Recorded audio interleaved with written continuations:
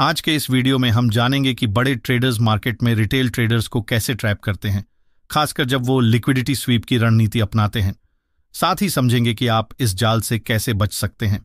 तो सबसे पहले बात करते हैं कि लिक्विडिटी स्वीप असल में होता क्या है।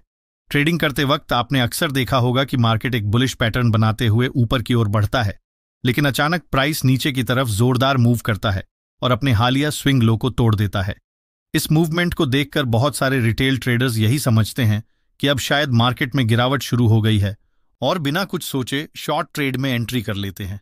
लेकिन ठीक इसी लो पॉइंट पर मार्केट कुछ खास कैंडल्स बनाता है और फिर से उसी पुराने अपट्रेंड की दिशा में तेजी से ऊपर की ओर बढ़ जाता है। यही जगह होती है जहां रिटेल ट्रेडर फंस जाते हैं और यही फंसाने की प्रक्रिया स्मार्ट मनी कॉन्सेप्ट में लिक्विडिटी स्वीप के नाम से जानी जाती है। असल में होता क्या है, जब मार्केट किसी बुलिश ट्रेंड में होता है तो बहुत से ट्रेडर्स स्विंग लो के आसपास लॉन्ग पोजीशन में रहते हैं और जाहिर है उनका स्टॉप लॉस उन्हीं लो लेवल्स के नीचे होता है। अब इन स्टॉप लॉसेस की वजह से वहां एक बड़ी मात्रा में लिक्विडिटी इकट्ठा हो जाती है। प्रोफेशनल और बड़े ट्रेडर्स इसी लिक्विडिटी को स्वीप करने के लिए प्राइस को जानबूझकर उन लो लेवल्स के नीचे भेजते हैं ताकि उस एरिया में मौजूद सारे स्टॉप लॉस हिट करवाकर मार्केट से रिटेल की पोजीशन बाहर कर दें। अब जब नीचे से सारी लिक्विडिटी साफ हो जाती है तो मार्केट को अपने असली ट्रेंड यानी ऊपर की दिशा में दोबारा तेजी दिखाने में कोई रुकावट नहीं रहती। आप इसे एक तरह का एडवांस्ड लेवल ट्रैप भी कह सकते हैं जो सीधे रिटेल साइकोलॉजी पर खेलता है।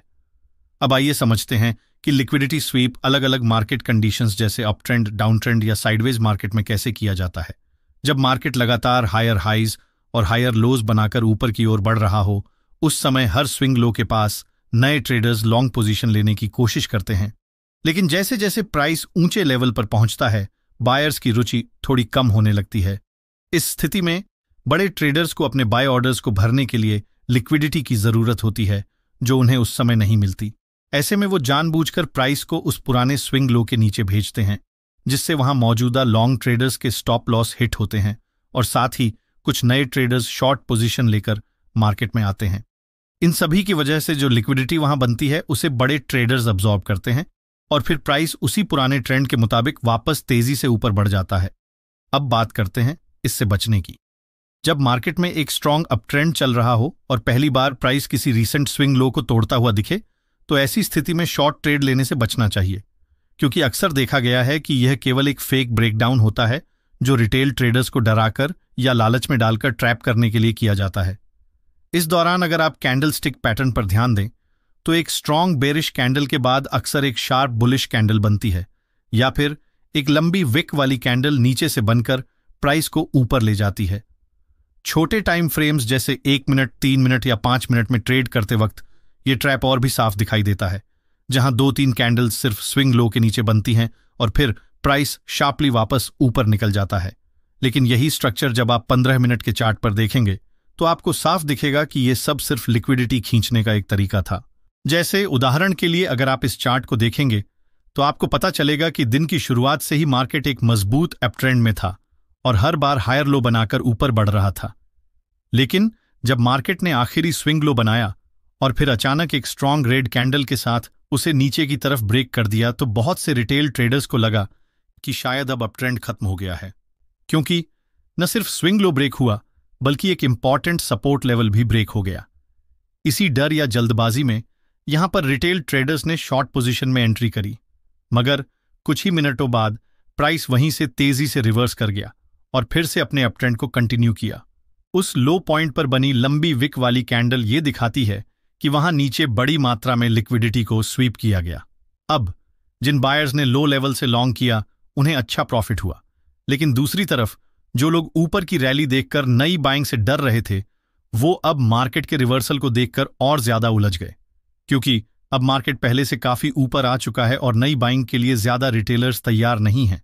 तो ऑपरेटर्स ने फिर से एक फेक शॉर्ट मूव बनाकर मार्केट में वोलेटिलिटी डाली ताकि और रिटेलर्स फंस सकें और वे अपनी पोजीशन आसानी से भर सकें। आइए अब एक और उदाहरण देखते हैं।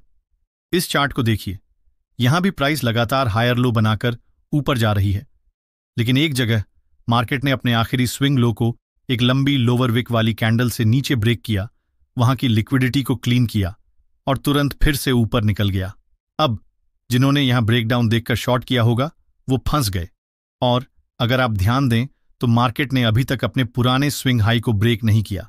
इसका मतलब जिन लोगों ने यहां शॉर्ट किया था उनके स्टॉप लॉस अभी भी ऊपर रखे हुए थे और मार्केट वहीं पहुंचकर उन ऑर्डर्स को भी क्लीन करना चाहता था। तो ये पूरा मूवमेंट सिर्फ लिक्विडिटी साफ करने के लिए किया गया था ताकि मार्केट दोबारा अपर ट्रेंड पकड़ सके। अब आप खुद सोचिए, अगर आप इस तरह की सिचुएशन में हैं और चार्ट पर स्विंग लो के पास कोई रिजेक्शन कैंडल बनती है तो वो आपके लिए एक स्ट्रांग सिग्नल हो सकता है कि मार्केट नीचे जाने के बजाय दोबारा ऊपर जाने की तैयारी में है। ऐसे में आप रिजेक्शन कैंडल के नीचे छोटा सा स्टॉप लॉस रखकर रीसेंट स्विंग हाई तक का प्रॉफिट टारगेट सेट कर सकते हैं, जहां रिस्क टू रिवॉर्ड भी बेहतर होता है और ट्रैप होने की संभावना भी कम। अब चलिए इसी कॉन्सेप्ट को बेरिश ट्रेंड में समझते हैं। अगर मार्केट लगातार लोअर हाइज और लोअर लोज बनाकर गिर रहा है तो एक समय बाद रिटेल सेलर्स थक जाते हैं, उनका इंटरेस्ट शॉर्ट सेलिंग में कम हो जाता है। ऐसे में बड़े ट्रेडर्स प्राइस को जानबूझकर रीसेंट स्विंग हाई के ऊपर ले जाकर वहां न्यू बायर्स को अट्रैक्ट करते हैं। जैसे ही नए बायर्स ब्रेकआउट सोचकर लॉन्ग करते हैं, मार्केट दोबारा से नीचे की ओर मोड़ लेता है।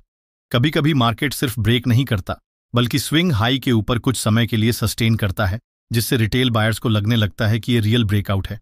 लेकिन जैसे ही सफिशिएंट लिक्विडिटी जमा हो जाती है, प्राइस अचानक नीचे की ओर तेजी से गिर जाता है और वही ट्रेडर्स जो लॉन्ग में थे ट्रैप हो जाते हैं। अगर आप मार्केट में लगातार लॉस से बचना चाहते हैं तो एक बात हमेशा याद रखिए, ट्रेंड के अपोजिट कभी भी ट्रेड मत लीजिए। और अगर मार्केट पहले से ही बहुत ऊपर या बहुत नीचे जा चुका है तो बीच में कहीं एंट्री लेने से भी बचिए। दिन में सिर्फ एक ट्रेड हो, लेकिन वो एक प्योर सेटअप पर होना चाहिए। अब चलिए बात करते हैं साइडवेज मार्केट की, जहां पर अक्सर ट्रेडर्स को लिक्विडिटी स्वीप का शिकार बना दिया जाता है और कैसे आप इससे बच सकते हैं यही अब हम समझेंगे। लेकिन उससे पहले अगर आपने वीडियो को अभी तक लाइक नहीं किया है तो एक लाइक जरूर कर दीजिए और कमेंट सेक्शन में अपना एक ट्रेडिंग रूल जरूर शेयर कीजिए, क्योंकि मैंने जो भी सीखा है वो सब मैं आप लोगों के साथ वीडियो के जरिए शेयर करता हूं। लेकिन आप भी कमेंट में कुछ न कुछ वैल्यूएबल शेयर कर सकते हैं ताकि नए ट्रेडर्स को मदद मिल सके।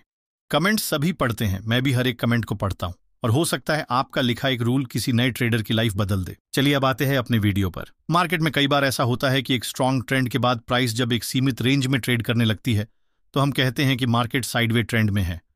अब क्योंकि मार्केट ने हाल ही में एक तेज अप ट्रेंड पूरा किया है, इस स्थिति में खरीदार यानी बायर्स थोड़ा सतर्क हो जाते हैं, क्योंकि प्राइस पहले ही काफी ऊपर जा चुकी होती है। इसी कारण से वे नई लॉन्ग एंट्री लेने में हिचकिचाते हैं। वहीं दूसरी ओर जो ट्रेडर्स प्राइस के रुकने के बाद शॉर्ट करना चाहते हैं, वे भी इस ट्रेंड के विरुद्ध जाने से डरते हैं। इसका परिणाम ये होता है कि मार्केट में कंफ्यूजन की स्थिति बन जाती है और प्राइस में किसी भी दिशा में स्पष्ट इम्बैलेंस नहीं दिखता, जिससे मार्केट एक ही रेंज में बना रहता है। लेकिन जब तक प्राइस इस कंसोलिडेशन रेंज के अंदर है तब तक अधिकतर ट्रेडर्स किसी भी दिशा में ट्रेड करने में इंटरेस्ट नहीं दिखाते। इसका सीधा मतलब यह है कि इस दौरान रिटेल ट्रेडर्स दोनों तरफ बड़ी मात्रा में लिक्विडिटी जनरेट कर देते हैं। मार्केट इन दोनों तरफ की लिक्विडिटी को स्वीप करने के लिए कभी रेंज के ऊपर ब्रेकआउट दिखाता है ताकि नए ट्रेडर्स को आकर्षित किया जा सके, और जैसे ही लिक्विडिटी ट्रैप होती है प्राइस तेजी से वापस उसी रेंज में आ जाती है। यही प्रक्रिया बार बार दोहराई जाती है, कभी रेंज के ऊपर तो कभी नीचे, जिससे कई रिटेल ट्रेडर्स भ्रमित होकर अपने ट्रेडिंग कैपिटल का बड़ा हिस्सा खो देते हैं। ऐसे में इस तरह की मार्केट कंडीशन में समझदारी ये है कि जैसे ही प्राइस रेंज से बाहर निकलकर वापस उसी रेंज में एंटर करने लगे तो आप रिवर्सल पॉइंट पर एंट्री लेकर रेंज की दूसरी साइड तक का छोटा लेकिन स्पष्ट टारगेट सेट कर सकते हैं। ध्यान रखें कि इस तरह के ट्रैप बेस्ड मूवमेंट में आपका प्रॉफिट टारगेट रेगुलर ट्रेडिंग की तुलना में थोड़ा छोटा हो सकता है और इसलिए आपको अपनी ट्रेड क्वांटिटी भी कम रखनी चाहिए, क्योंकि यहां आप ये प्रिडिक्ट नहीं कर सकते कि मार्केट किस दिशा में कब बड़ा मूव देगा। इसलिए आपका पहला फोकस होना चाहिए कैपिटल प्रोटेक्शन और स्ट्रिक्ट रिस्क मैनेजमेंट। ऐसे माहौल में केवल वही ट्रेडर टिक पाते हैं जो डिसिप्लिन से ट्रेड करते हैं और इमोशनल डिसीजन से बचते हैं। अगर आपको यह वीडियो जानकारीपूर्ण लगा हो तो चैनल को सब्सक्राइब करें और बेल आइकन जरूर दबाएं ताकि अगला वीडियो सबसे पहले आपको मिले। अगर आप चाहते हैं कि मैं एक सीरीज बनाऊं बिगनर टू एडवांस तो कमेंट में जरूर बताएं।